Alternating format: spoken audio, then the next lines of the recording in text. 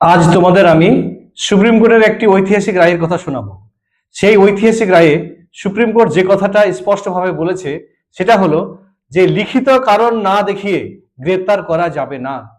অর্থাৎ কোনো অভিযুক্তকে গ্রেপ্তার করার সময় পুলিশকে লিখিতভাবে গ্রেপ্তারের কারণ জানাতে হবে।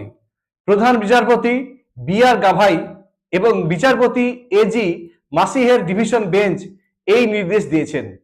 সুপ্রিম কোর্টের যুক্তি, ভারতীয় সংবিধানের 22-1 ধারার অধীনে গ্রেপ্তারের কারণ জানা অভিযুক্তের মৌলিক অধিকারের মধ্যে পড়ে এবং আরো বলেছেন যে কারণ না জানিয়ে যদি কোনো অভিযুক্তকে পুলিশ গ্রেপ্তার করে তবে সেই গ্রেপ্তারটিকে অবৈধ বলে বিবেচিত করা হবে।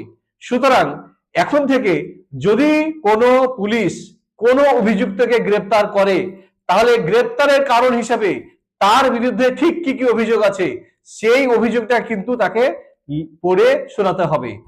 আর যদি এমন হয় যে যে সেই আসামি বা অভিযুক্ত সে যে ভাষায় এফআইআরটি লেখা হয়েছে সেই ভাষাটি সে পড়তে জানে না, সেই ক্ষেত্রে ওই ব্যক্তি যে ভাষা বোঝে সেই ভাষায় তাকে কিন্তু অভিযোগটাকে বোঝাতে হবে। এই নির্দেশ দেশের সুপ্রিম কোর্ট দিয়েছে।